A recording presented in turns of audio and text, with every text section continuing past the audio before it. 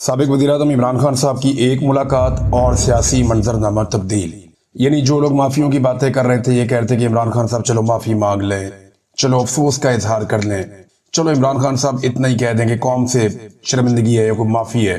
कोई कहता जी अदालत में जाके मांगे, कोई कहता जी पार्लियामेंट में आके कह दें, कोई कह रहा था जी कि किसी और जगह पे कह दें, चलो कौम के सामने स्टेटमेंट दे दें, कोई कह रहा था जी अदालत के सामने कर दें, कोई कहता चलो माफी ना मांगे तो ये कर दें। हर एक की अपनी अपनी जुबान थी और ख्वाहिश जो है वो पाकिस्तान की मिलिट्री एस्टेब्लिशमेंट की है कि उन्होंने इमरान खान को नीचा दिखाना, उससे माफी मंगवानी। तो इमरान खान साहब ने उल्टा आसिम मुनीर साहब को एक ऑफर करवा दी। उन्होंने कहा जी आसिम मुनीर साहब मेरे से माफी मांग ले, मैं माफ कर दूंगा। और ये एक बड़ी शानदार ऑफर है। अगर आसिम मुनीर साहब को यह कहकर डराया जा रहा है सियासतदानों की जानिब से कि इमरान खान बाहर आ गया तो आपको नहीं छोड़ेगा, आपके साथ ये कर देगा वो कर देगा, अगर वो खौफजदा है और परेशान है तो इमरान खान साहब ने क्योंकि अब जुबान दी है तो वो इससे फायदा उठा सकते हैं। और उन्होंने ये मसला इमरान खान साहब ने हल कर दिया कि मैं कुछ नहीं कहूंगा और मैं माफ कर दूंगा, मुझसे अगर आसिम मुनीर साहब माफी मांग ले तो। अब एक तरफ पूरा निजाम इमरान खान को बोल रहा है माफी मांगो, और जेल में बैठा हुआ कैदी नंबर 804 कह रहा है कि माफी मुझसे मांगो। इमरान खान साहब का जो ये ट्वीट है ना, ये बड़ा खौफनाक है। पहले ट्वीट में आपको पढ़ के सुनाता हूं, अब जरा आपको आइडिया हो जाए कि मामला की इंटेंसिटी कहां पे है। देखिए, बहनें मिली लंबे अरसे के बाद, अलीमा खान साहबा और बाकी लोग जाकर मिले, पार्टी के लोग भी मिले। तो जैसे ही मिले वैसे ही जो इमरान खान साहब का ट्वीट है उसकी शिद्दत आपको बताएगी कि आज इमरान खान साहब कहां खड़े हैं। इमरान खान साहब ने ये दो हिस्सों में उनका ट्वीट छपा है उनके अपने ऑफिशियल ट्विटर से। वो कहते हैं कि आसिम मुनीर, पहला लफ्ज ही आसिम मुनीर है। आसिम मुनीर में ताकत की बहुत भूख है, इसीलिए इसने बदतरीन आमरीयत कायम कर रखी है। मुझसे माफी का मुतालबा करने की बजाय आसिम मुनीर को मुझसे माफी मांगनी चाहिए। 9 मई उसी ने करवाई जिसने सीसीटीवी फुटेज चुराई। इस वक्त 9 मई आसिम मुनीर की इंश्योरेंस पॉलिसी है। मुल्क में हाइब्रिड सिस्टम नहीं, आसिम मुनीर की डिक्टेटरशिप कायम है। इसीलिए ट्रंप ने शहबाज शरीफ की बजाय आसिम मुनीर को बुलाया है। फस्तायत और जबर में तमाम हुदूद पार करते हुए मेरे खानदान के गैर सियासी लोगों को मुसलसल निशाना बनाया जा रहा है। मेरे 2 भांजों शारेज और शेरशाह को भी अगवा कर दिया गया, हालांकि इनका सियासत से कोई ताल्लुक नहीं है। मेरा भांजा शारेज जो एक बेहतरीन एथलीट है, उसे भी उठा लिया गया। मुझे मुकम्मल तौर पर कैद तन्हाई में रखा गया है। 3 माह में मेरी महज 3 मुलाकातें करवाई गई हैं। मेरे वकला और अहले खाना तक से मुलाकातें कई माह से रोक दी जाती हैं। ये सब कुछ मुझ पर दबाव डालने के लिए किया जा रहा है। मेरे साथ 8 माह से बुशरा बेगम को भी कैद तन्हाई में रखा गया है। ऐसा सलूक औरतों के साथ पाकिस्तान की तारीख में कभी नहीं किया गया। याह्या खान ने भी ऐसा नहीं किया। फैसल बाडा जो एस्टेब्लिशमेंट का तर्जुमान है, उसने बुशरा बेगम के हवाले से बयानात दिए कि वो मुझसे अलहदगी इख्तियार कर लेंगी। बुशरा बेगम पर दबाव डाला गया कि मुझसे अलहदगी इख्तियार कर लें मगर वो मेरे साथ खड़ी है। इससे पहले जब आसिम मुनीर को DGISI के ओहदे से हटाया तो उसने जुल्फी बुखारी के जरिए बुशरा बेगम से राब्ते की कोशिश की, लेकिन उन्होंने इनकार कर दिया। इसीलिए आज उनके साथ ये बदतरीन सलूक किया जा रहा है। उन्हें कैद तन्हाई में रखा गया है। उनको खराब हालात में रखे जाने पर करंट लग चुका है और जख्म आ चुके हैं। उनको इस्तेमाल के लिए गंदा पानी दिया जाता है। इन पर हर तरह का जुल्म जारी है। ये सब कुछ आसिम मुनीर करवा रहा है। इसमें ना कोई इखलाकियात हैं और ना इस्लाम की समझ है। आसिम मुनीर के लिए मेरा पैगाम है कि मुझ पर दबाव बढ़ाने के लिए चाहे मेरे खानदान में से जिस मर्जी को कैद में डाल दो, मैं ना झुकूंगा ना इस जुल्म को कबूल करूंगा। मैं अपनी हकीकी आजादी की जद्दोजहद हर हाल में जारी रखूंगा। आसिम मुनीर पाकिस्तान के साथ वो कर रहा है जो मोहसिन नकवी ने क्रिकेट के साथ किया है। अदलिया तबाह, मीडिया खामोश और पुलिस से ऐसे काम करवाए जा रहे हैं जिससे वो क्रिमिनलाइज हो चुकी है। ऐसा तो याह्या खान के दौर में भी नहीं हुआ। पुलिस को तहरीके इंसाफ के लोगों के खिलाफ इस्तेमाल किया जा रहा है, जिसकी वजह से मुल्क में जराइम की शरह बढ़ गई है। मुल्क में बेरोजगारी उरूज पर है। SIFC से मईशत ठीक नहीं होती बल्कि अवाम के एतमाद और कानून की हुक्मरानी से ठीक होती है। इन चोरों को हम पर मुसल्लत कर दिया गया है जिनकी करप्शन और मनी लॉन्ड्रिंग के सबूत मुझे खुद ISI देती रही है। जो शख्स भी तहरीके इंसाफ छोड़ देता है उसके सारे केस माफ कर दिए जाते हैं। जब भी डिक्टेटरशिप आती है जजेस को साथ मिलाकर ही निजाम पर काबिज होती है। इस वक्त बेजमीर जजेस की वजह से पाकिस्तान में कानून की हुक्मरानी मुकम्मल खत्म हो चुकी है। 26वीं आईनी तरमीम के बाद अदलिया बिल्कुल ही गुलाम बन चुकी है। बेजमीर जजेस इंसानी हकूक की पामाली के खिलाफ एक्शन नहीं ले रहे। अगर हमारे जजेस जमीर के साथ काम करते, पाकिस्तान के लोगों को इंसाफ देते, उनको खौफ होता कि यौम महशर अल्लाह को हिसाब देना है, तो ये जो जुल्म जो हो रहा है ये कभी ना होता। इस जुल्म और नाइंसाफी में ये बेजमीर जज बराबर के मुजरिम हैं। अब ट्वीट का दूसरा हिस्सा, इमरान खान साहब कहते हैं कि अली अमीन गंडापुर को सुप्रीम कोर्ट जाकर मुझसे मुलाकात की इजाजत मांगनी चाहिए। इससे पहले बजट पर भी मुझसे मुशावरत और मुलाकात नहीं की गई। अली अमीन को आकर मुझे सूबे की गवर्नेंस और अमनो अमान और दीगर अहम उमूर पर ब्रीफिंग देनी चाहिए, जिसके लिए सुप्रीम कोर्ट समेत हर फोरम पर भरपूर कोशिश करनी चाहिए। मैं दोबारा ताकीद करता हूं कि खैबर पख्तूनख्वा हुकूमत वफाक की जानिब से अपने ही शहरियों पर होने वाले मिलिट्री ऑपरेशन और ड्रोन हमलों के खिलाफ भरपूर स्टैंड ले। खैबर पख्तूनख्वा और कबायली इलाकों में हमारे दौर में अमन आ चुका था और हमारे दौर में कोई ड्रोन हमला नहीं हुआ। अब वहां हालात जानबूझकर खराब किए जा रहे हैं ताकि वाहिद अवामी मैंडेट वाली पार्टी को कमजोर किया जा सके। खैबर पख्तूनख्वा और कबायली इलाकों में ऑपरेशन मसले का हल नहीं है। वहां के मसाइल मकामी नुमाइंदों से बातचीत से ही हल होने चाहिए। ड्रोन हमलों और फौजी ऑपरेशन से दहशतगर्दी बढ़ती है। इन ऑपरेशन को ना ही अवाम की हमायत हासिल है, ना ही अवामी नुमाइंदों की और ना ही सियासी जमातों की। तो ऐसा ऑपरेशन कैसे कामयाब हो सकता है? अफगान मुहाजिरीन के साथ जो सलूक किया गया इस पर मैं शर्मिंदा हूं। वो हमारे मुसलमान भाई यहां पनाह लिए हुए थे, उन्हें ऐसे धक्के मारकर मुल्क से निकालना इस्लामी रवायात और इंसानियत के खिलाफ है। फैसलाबाद की अदालत की जानिब से एक और झूठे केस में हमारे 75 मेंबरान और कारकुनान को दी गई सजाएं इस जुल्म के निजाम को मजीद नंगा कर रही हैं। हम सबको इस जुल्म के खिलाफ इकट्ठे खड़े होना है। जब हम मिलकर मुकाबला करेंगे तो फतह हमारा मुकद्दर बनेगी। मेरी राय में 9 मई केसेस में झूठे इल्जामात पर दी गई सजाओं के जरिए खाली कराई गई सीटों पर जिमनी इंतखाबात में हिस्सा लेना इन झूठी सजाओं को जायज तस्लीम करने के मुतरादिफ होगा। इसलिए पार्टी इस मामले पर गौर करके हतमी फैसले के लिए कल दोबारा अपनी तजावीज मेरे पास ले आए। हमाद अजहर का हल्का मियां अजहर की वफात के बाद खाली हुआ है। इस सीट पर हम इलेक्शन लड़ेंगे। जो जुल्म और फस्तायत इस वक्त पूरे मुल्क में जारी है, उसके खिलाफ पेशावर में एक ग्रैंड जरगा किया जाए, जिसकी तारीख का ऐलान पार्टी करेगी। खैबर पख्तूनख्वा और गिलगित बल्तिस्तान में सैलाब ने शदीद तबाही मचाई है और सैकड़ों कीमती जानों के नुकसान के साथ लाखों अफराद मुतासिर हुए हैं। मैंने इसी माहौलियाती तब्दीली के मुकाबले के लिए बिलियन ट्री जैसे मंसूबे शुरू किए थे। इस तरह के मंसूबे ही हमारा माहौल बचा सकते हैं, वरना हम हर साल तबाही ही देखेंगे। ये इमरान खान साहब ने जेल के अंदर गुफ्तगू की है। तो नाजरीन, ये तो इंटेंसिटी बहुत बढ़ गई है। अली अमीन गंडापुर साहब के हवाले से मुझे इत्तला ये मिली है कि इमरान खान साहब ने इससे भी ज्यादा सख्त बातें की हैं और जिन लोगों की मौजूदगी में बातें की हैं वो कंफर्म भी कर रहे हैं। अब क्योंकि पाकिस्तान तहरीक इंसाफ ने ऑफिशियली वो बात नहीं की, तो मैं भी उस बात को रोक लेता हूं। या शायद हो सकता है कि इमरान खान साहब ने वो सख्त बातें की हों, लेकिन ये भी कहा होगा अभी इसको पब्लिक नहीं करना, लेकिन मेरी ये ओपिनियन है।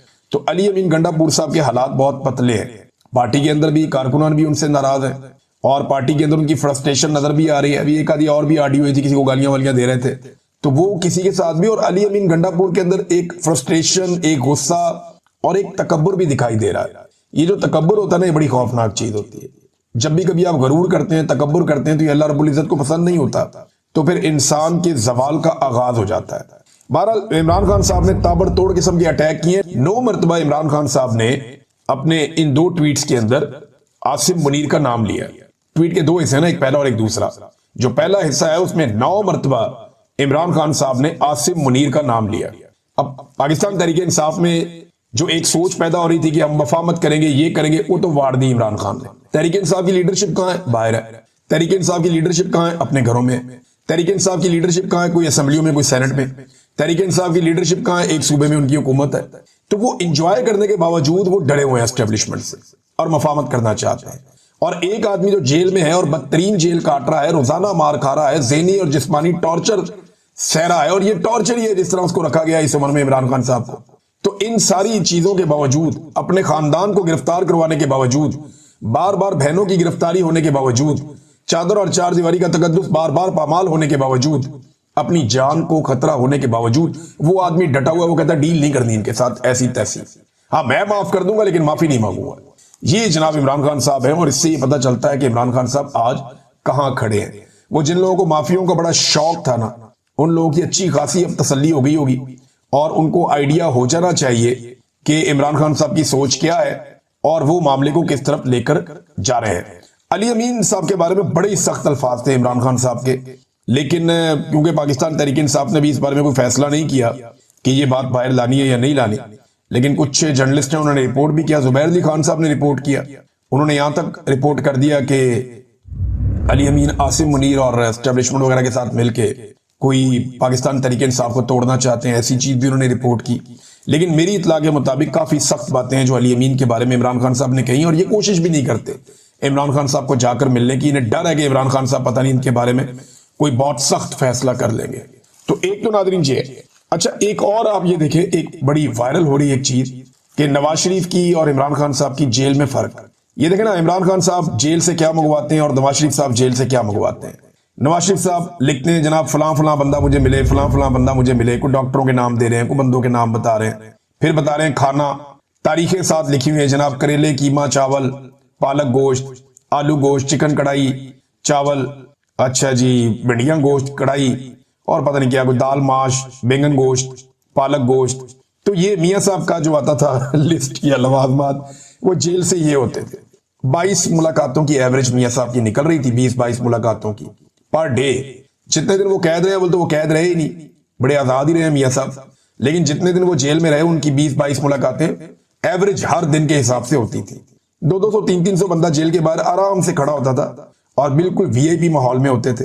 मियां साहब के पास लिस्ट आती थी, मियां साहब टिक मार्क करते थे, ये बुला लो, ये बुला लो, ये बुला लो, बंदे अंदर आ जाते थे। मौजें लगी हुई थी मियां साहब की जेल में। एक वो जेल थी और एक ये जेल है जिसमें इमरान खान साहब इनकलाबी किताबें मंगा के पढ़ रहे हैं। सलाउद्दीन अयूबी की इमरान खान साहब किताब पढ़ रहे हैं। अब इन्होंने जेरूसलम फतह किया था, एक बहुत बड़े फाते हैं, खिलाफत के ऊपर किताब पढ़ रहे हैं, फलस्तीन के ऊपर किताब पढ़ रहे हैं, और मुस्लिम माइंड्स के ऊपर किताब पढ़ रहे हैं, इनकलाबी किताबें पढ़ रहे हैं, lost Islamic history Imran Khan साहब पढ़ रहे हैं। तो ये वो चीजें हैं जो इंसान को मजीद मजबूत करती हैं, और नैरेटिव बिल्डिंग जो इमरान खान साहब की है वो तो पहले ही बहुत कमाल है।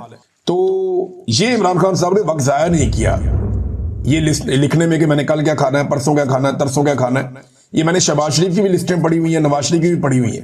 तो उनमें कितना फर्क है देखें आप, दोनों की जेल में फर्क है, दोनों की जिंदगी में फर्क है, और अवामी मकबूलियत में भी दोनों का जमीन आसमान का फर्क है। नादरीन, जो एक इंतहाई अफसोसनाक सूरत हाल पैदा हो गई है सैलाब के बाद, दरिया सतलुज में और दरिया चनाब में भारत ने बहुत पानी छोड़ दिया, क्योंकि भारत में भी बहुत बारिशें हो रही हैं, और दरिया तवी जिस तरह पुलों को बहाता हुआ लेकर जा रहा है। पाकिस्तान में कई दहाइयों के बाद इस तरीके से भारत की जानिब से पानी छोड़ा गया है। अब भारत जब दिल करता है पाकिस्तान का पानी बंद कर देता है, जब दिल करता है छोड़ देता है।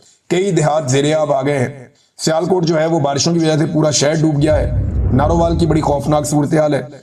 चावल की खड़ी फसलें जो है उनके ऊपर अब पानी तैर रहा है। आबादियां जो है वो पानी में डूब चुकी हैं, और किसानों का बहुत ज्यादा नुकसान हो रहा है, बहुत ज्यादा नुकसान हो रहा है। अब जितनी रेजिडेंशियल सोसाइटीज पानियों के रस्तों में बनाई गई थी, उनके अंदर पानी दाखिल होने का खतरा बहुत बढ़ गया है। लाहौर में अनाउंसमेंट की जा रही है, आज जब आप ये वीलॉग सुन रहे हैं तो आज शाम तक ये पानी क्रॉस करेगा लाहौर को और आगे जाएगा कसूर की जानिब, और यानी पत्तों की जानिब जाएगा, हेडबलों की तरफ जाएगा, और उससे पानी फिर ये आगे बढ़ेगा साहिवाल की जानिब, और वहां से आगे फर्दर दरिया सिंध की तरफ जाएगा पानी।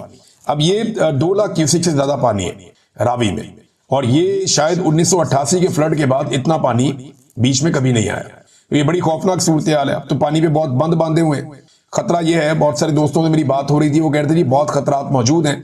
अगर ये पानी मजीद बढ़ता है और इसकी मिकदार बढ़ती है तो फिर नुकसान का बड़ा अंदेशा है। जो रेजिडेंशियल सोसाइटियां उनमें अलीम खान साहब की है, एक दो और लोगों की है। कोई एक बता रहे थे कि लेक सिटी है, एक का कोई और नाम है, मुझे नाम इनके याद नहीं है सोसाइटियों के, लेकिन वहां पे वो मट्टी के बंद बांधने की कोशिश कर रहे हैं। ये मट्टी के बंदों से कब रुकता है पानी?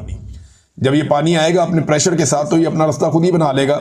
अब ये सोसाइटियां जब ग्रीन एरियाज को ब्राउन कर करके सोसाइटियां बनाई गई हैं, और जो रास्ते रोके गए हैं पानी के, तो पानी तो फिर अपना रास्ता बनाता है। ये बात मैं कई मरतबा कह चुका हूं, लेकिन पाकिस्तान में एक मशरूम ग्रोथ हुई है रियल स्टेट की, जिसमें पाकिस्तान के रियासती इदारों ने, इवन जो पाकिस्तान की एस्टेब्लिशमेंट है, उन्होंने DHA बनाया, बैरियर टाउन बना, फिर अलीम खान साहब की सोसाइटियां बनी, पार्क व्यू, फिर उसके अलावा जो लेक सिटी बन गई और बहुत सारी बन गई। इस्लामाबाद में जो है वो बेशुमार सोसाइटीज बन गई है। वहां जेरे जमीन पानी का मसला है बड़ा सीरियस, और वह पानी की किल्लत हो जाएगी। अब इस्लामाबाद में जो मोटरवे के ऊपर सोसाइटियां बन रही है ना, उन्हें ये पता ही नहीं है कि उनके आसपास ऐसा कोई वाटर रिजर्व नहीं है जहां से वो जेरे जमीन पानी उनका पूरा होता रहेगा। तो फ्यूचर में उन्हें बड़ा सीरियस इशू होने जा रहा है कि वो पानी पीने का कहां से हासिल करेंगे या इस्तेमाल का पानी कहां से हासिल करेंगे। लेकिन लोग ये सोचे बगैर बड़े बड़े महंगे प्लॉट वहां पे खरीदते जा रहे हैं और वो जो बेचने वाले हैं वो बेच के निकल जाएंगे। ये बात जो है वो बेचने वाले भी जानते हैं और खरीदने वालों को शायद आइडिया नहीं है, लेकिन हुकूमत ने जानबूझकर आंखें बंद की हुई हैं और ब्यूरोक्रेट्स वहां से अंधाधुंध पैसे कमा रहे हैं। रावी के किनारे बहुत सारी रिहायशी कॉलोनियों में अब ऐलान भी किया जा रहा है, लोगों को कहा जा रहा है कि अपना साजो सामान लेकर आप यहां से निकल जाएं। सियालकोट डूबा हुआ है, नारोवाल डूबा हुआ है और अभी जो लाहौर है वो भी खतरे में है, वहां पे अनाउंसमेंट्स की जा रही है। शादरा जो है उसके बारे में कहा जा रहा है कि वो भी खतरे में है, वहां पे पानी दाखिल हो सकता है, पहले भी हो चुका है पानी वहां पे दाखिल और ये एक बड़ा खतरा है। कसूर में कई देहात जो है वो ज़ेरे-आब आ गए हैं और लगातार पानी जो है सतलुज से आने वाला पानी, ये सतलुज और चनाब और रावी, ये 3 दरिया है, ये एक साथ मौजूद है। पहला दरिया सतलुज आता है बॉर्डर के करीब, उसके बाद एक दरिया रावी आता है और उसके बाद अगला दरिया चनाब है। और ये दरिया तवी के अंदर बहुत ज्यादा पानी भरता जा रहा है कश्मीर की जानिब से और वो जिस तरह पुल बह रहे थे, जिस तरह पुल गिरते जा रहे थे, वो सारे मनाजिर देखकर ऐसा महसूस हो रहा था कि ये पानी अपने रास्ते में आने वाली चीजों को तबाह करेगा। किसान पहले ही बहुत बुरी तरह तबाह हो गया, गंदम में उसको बहुत मार पड़ी है, अब अगर चावल में उसके साथ ये हो जाता है तो अगली फसल की तैयारी नहीं वो कर पाएगा। अगर ये पानी इकट्ठा हो जाता है जमीनों पर तो जमीन का नुकसान होता है और दोबारा जमीन की तैयारी पे बहुत ठीक ठाक खर्चा आता है। वो खर्चा किसान कर नहीं पाएगा क्योंकि किसान की पहले ही फसली तोड़ दी है इन्होंने, और गवर्नमेंट क्या इतना पैसा दे पाएगी किसान को? कैसे करेंगे ये सारा कुछ, मुझे तो समझ नहीं आ रही। और अभी फिर 300 रुपया कीमत मजीद बढ़ा दी गई है गंदम की फी मन के ऊपर, यानी किसान ने जब बेची तो 2000 रुपए रखी हुई थी गंदम फी मन, 2200 में बेचारा बेचता था। अभी चंद दिन पहले इन्होंने 2800 कर दी क्योंकि किसान के घर से दाने उठ गए ना। जब किसान के घर से दाने बिक गए, गंदम बिक गई, तो इन्होंने महंगी कर दी कि अब मुनाफाखोरों के पास आ गई है तो जरा पैसे कमा लेते हैं।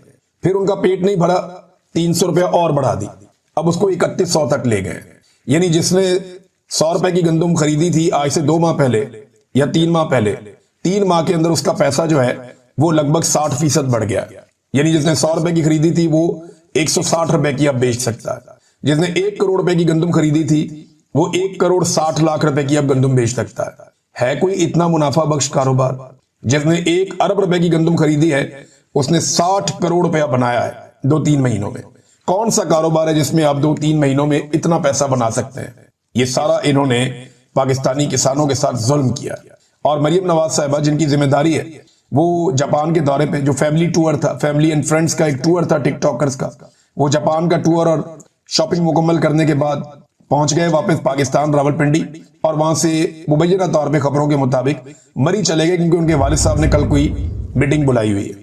अब यहाँ पे पंजाब जो है वो डूब रहा है, लोगों की बुरी हालत है, वो उधर पहुंच गए और ये करेंगे क्या? देखें जब ये नीचे उतरेंगे ना, पंजाब में मैदानी इलाकों में आएंगे, जब ये चनाब पे आएंगे, रावी पे आएंगे, सतलुज पे आएंगे, तो ये क्या करेंगे मैं आपको बताता हूँ। ये हेलीकॉप्टरों पे अपने विजुअल बनाएंगे, याद रखिएगा आपको नजर आएंगे, मे भी किसी जगह पे कश्ती के अंदर अपने विजुअल बनाएंगे, फिर आपको ये नजर आएंगे कि जनाब ये अब गरीबों को पैसे बांटते हुए आपको कहीं पे शायद नजर आ जाए। अपनी तस्वीर और वीडियोस बनाएंगे, हेलीकॉप्टर चलाएंगे, लोगों के ऊपर राशन तकसीम करेंगे और राशन के बैगों के ऊपर अपने टब्बर की तस्वीरें लगाएंगे। ये भी आप याद रखिएगा। बैरूनी दुनिया से इस सैलाब के बाद ये अपील कर देंगे कि जनाब हमें भीख दी जाए, हमें इमदाद दी जाए, हमारे लोग लुट गए, मर गए, बर्बाद हो गए। फिर नए नगमे जारी किए जाएंगे, म्यूजिक जारी किया जाएगा, अखबारात का पेट भरा जाएगा, इश्तिहार दिया जाएगा, टीवी के ऊपर नगमे और अपीलें चलाई जाएगी, इमदाद इकट्ठी की जाएगी और फिर ये एक मरतबा दोबारा सैलाब मुतासरीन का माल उसी तरह खा जाएंगे जैसे ये हमेशा सैलाब मुतासरीन का माल खाते रहे। और किसान बेचारा कई साल तक अपनी कमर सीधी करता रहेगा, वो गंदम लगाने में उसको दिक्कत का सामना होगा, कोई उनका पुरसाने हाल नहीं होगा क्योंकि ये हुक्मरान जाली फार्म 47 के जरिए आए।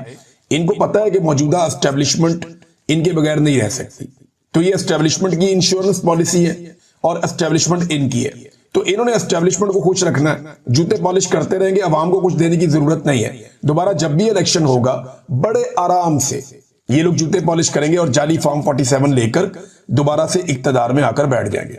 ये करना है इन्होंने। और गंदम के साथ जो किया वो मैंने आपको बता दिया। ख्वाजा आसिफ साहब ने जो जिमनी इलेक्शन होने जा रहा है उसमें देखिए इमरान खान साहब ने तो मना कर दिया कि ना लड़े, और अब मुबैना तौर पे जो पार्टी है उसने भी फैसला कर दिया कि नहीं लड़ना चाहिए। लेकिन मैं हैरान होता हूं ख्वाजा आसिफ साहब कैसे ढिठाई से कह देते हैं कि पंजाब में शायद नून लीग मकबूल है और शायद नून लीग को पंजाब में वोट पड़ने लगे। ख्वाजा आसिफ साहब के दावे हैं और दावा वो ये करते हैं कि जनाब बड़ी मकबूल हो गई जनाब पंजाब में PMLN, लिहाजा पीटीआई जो है वो इलेक्शन से भाग गई। For God sake Khwaja Sahab, for God sake, आप भी इलेक्शन हारे हैं खातून से और नवाज शरीफ भी इलेक्शन हारे हैं खातून से, और दोनों खवातीन को जो आप लोगों ने निशाने इबरत बनाया ये सारी दुनिया जानती है। ख्वाजा साहब ये ट्वीट करने की बजाय अपने शहर की हालत देखें। बारिश के बाद आपका पूरा शहर डूबा हुआ है, वहां पे लोग जाँ बहक भी हुए हैं, नाले टूट गए हैं, पानी बिफर गया है। उसकी तरफ तवज्जो देने की बजाय आपकी तवज्जो आज भी आपकी घटिया सियासत के ऊपर ही है। एस्टेब्लिशमेंट के कंधे के ऊपर चढ़ के कब तक आप लोग इक़्तिदार के मजे लेंगे? एक दिन एस्टेब्लिशमेंट आपको पटक देगी, और अगर नहीं पटकेगी ना तो अवाम आपको और एस्टेब्लिशमेंट को दोनों को उठा के पटक देगी। ये बात मैं अच्छी तरह जानता हूं। एस्टेब्लिशमेंट को अपनी इज्जत अगर अजीज है तो वो इमरान खान से माफी मांगे, कौम से माफी मांगे और साइड पे हो जाए। मांगो ना माफी, क्या हो गया भाई? गलती की है तो माफी मांग लो। डिटाई किस बात की है भाई? एस्टेब्लिशमेंट ने गलती की है, एस्टेब्लिशमेंट ने बेईमानी और फ्रॉड किया है तो माफी मांगे। अवाम का मैंडेट चोरी किया है तो मांगे माफी। अवाम की उमंगों के खिलाफ लाकर चोरों डकैतों को लाके बिठाया जिनको ये खुद कहते थे तो मांगे माफी। क्यों नहीं मांगते? इन्हें मांग लेनी चाहिए माफी, वरना अवाम इनका पटाखा बजाएगी और मौजूदा सियासतदानों समेत ही बजा देगी। इंजीनियर मोहम्मद अली मिर्जा साहब के खिलाफ जो है वो मुकदमा भी दर्ज हो गया अभी जो मुझे इत्तला मिली है, और उनके खिलाफ जो है मुकदमे का अंदराज पीका एक्ट के तहत हुआ है। पुलिस ने बताया कि यूट्यूबर इंजीनियर मोहम्मद अली मिर्जा के खिलाफ, ये वैसे ज्यादती है, वो जो है वो मजहबी स्कॉलर है। अच्छा, ये उन्होंने कहा मुकदमा दर्ज किया गया। मुकदमा पीका एक्ट और दफा 295 सी, ये तौहीन मजहब का एक मुकदमा होता है, दर्ज किया गया और उन्हें हिरासत में लेकर नजरबंद कर दिया गया है और उनकी एकेडमी भी बंद कर दी गई। नादरीन, खैबर पख्तूनख्वा में भी सहाफ़ी हैं हमारे, उनके खिलाफ जो है मुकदमा दर्ज किया गया पीका एक्ट के तहत, जो एक बड़ी ज्यादती है। CPNE ने यह कहा है कि खैबर पख्तूनख्वा में सहाफ़ी के खिलाफ पीका एक्ट के तहत मुकदमा वज़ीर आला के बयानिए की नफी है। यानी वज़ीर आला साहब वैसे तो बड़ा चौड़े होकर कहते हैं कि जी पीका को मैं नहीं मानता, और पीका एक्ट के तहत सहाफ़ियों के ऊपर मुकदमात करवाई जा रहे हैं। फिर चौड़े होकर कहते हैं कि ऑपरेशन नहीं होगा, ना इजाजत दूंगा। फिर ऑपरेशन भी करवाई जा रहे हैं कर्फ्यू लगा लगा के, और उसको ओन भी कर रहे हैं। फिर कहते हैं ड्रोन हमला नहीं होने देंगे, मुकदमे करेंगे, ये करेंगे वो करेंगे, और वहां पे भी कुछ नहीं करते। तो अली अमीन गंडापुर की सिर्फ बड़के हैं। चले एक काम करते हैं, आपको अली अमीन गंडापुर की बड़कें सुनाएंगे अगले किसी वीलॉग में, और आपको दिखाएंगे कि उन्होंने हर मौके पर क्या क्या कहा और कितना कहा और फिर क्या किया।